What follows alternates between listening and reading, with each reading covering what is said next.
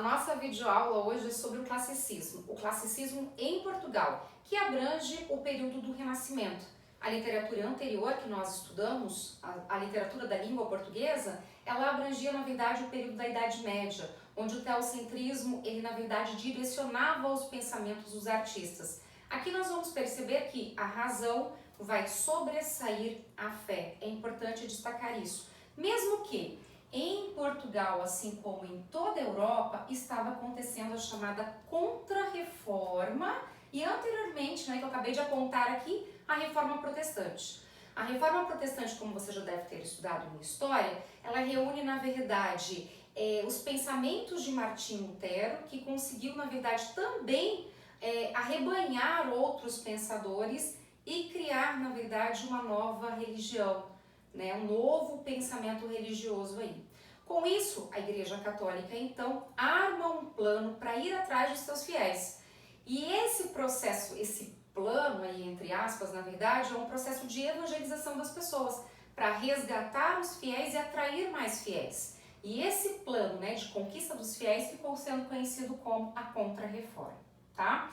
Esse período ele é chamado de classicismo porque ele retoma algumas questões lá do período clássico, como o estilo belo de se produzir, na verdade, poemas, preocupação com a estética, preocupação com o conteúdo, sempre voltado para a questão racionalista. O classicismo trabalha muito com essa questão, como eu falei para vocês, da razão do Renascimento, com o racionalismo.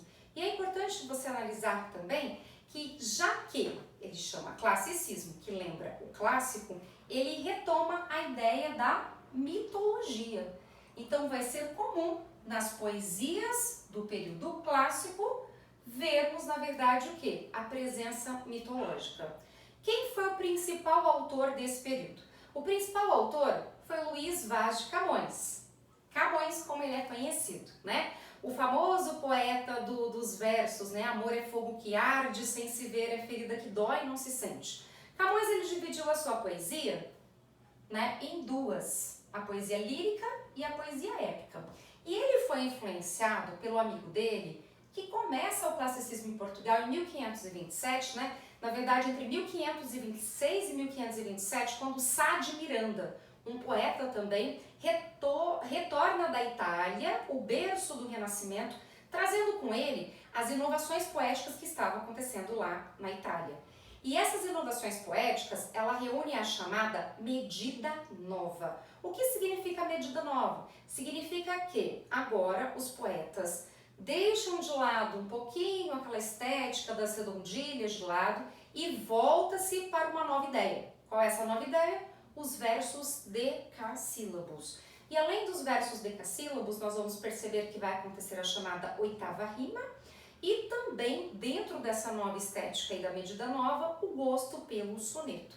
E a presença da mitologia também é bem marcante, tá? Camões, então, recebe a influência de quem? De Sá de Miranda, que retorna da Itália, que traz com ele a chamada medida nova. E Camões usa dentro da sua lírica essa medida nova e usa também dentro da sua poesia épica.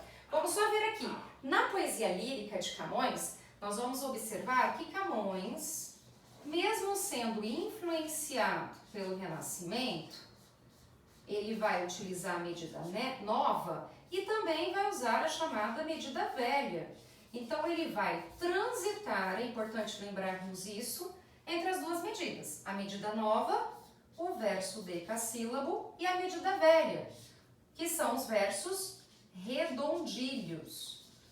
Os versos redondilhos abrangem aí os versos, né, arrumar aqui, ele reúne os versos com 7 sílabas poéticas para as redondilhas maiores e para as redondilhas menores nós temos 5 sílabas poéticas. Redondilho maior, heptassílabo. Redondilho menor, pentassílabo e medida nova, versos decassílabos. Então, dentro da lírica de Camões, nós vamos poder identificar ainda essas duas medidas. Lembrando que o poema Amor é fogo que arde sem se ver, é ferida que dói e não se sente, nós vamos encontrar a presença da medida nova. Se você for fragmentar, você vai conseguir perceber isso. Amor é fogo que arde sem se ver. 10 sílabas poéticas, ok? Sobre Camões, pessoal, contando um pouquinho da história dele, pouco se sabe, porque naquela época as pessoas, elas não tinham o hábito de saber quando as pessoas nasciam. Mas era comum sabermos, claro, a data de quando morria, mas não quando nascia. Então, por isso que na biografia de Camões, há uma incógnita com relação à data de seu nascimento, tá? Camões, ele ficou mais conhecido, pessoal, dentro da época dele, do que com relação à lírica. Porque na época